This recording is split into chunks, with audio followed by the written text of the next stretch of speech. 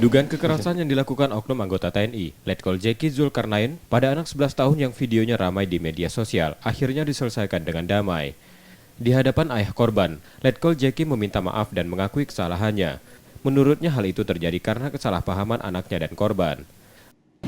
Saya juga berterima kasih atas kelapangan dadanya dari Pak Dino sehingga memaafkan kesilapan yang telah saya lakukan.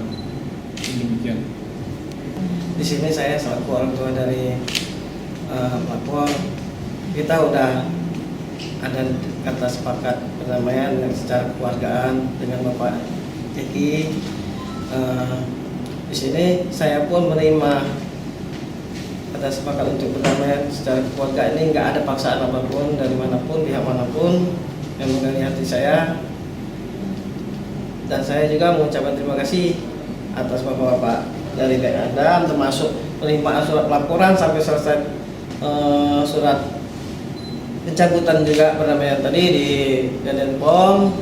Saya ucapkan banyak terima kasih. Ayah korban juga menyatakan menerima permintaan maaf dan menyelesaikan persoalan dengan kekeluargaan. Ayah korban juga bersedia mencabut laporannya di Denpom 2 Sriwijaya. Reski Oktora, Muklas Diferensial, Kompas TV, Palembang, Sumatera Selatan.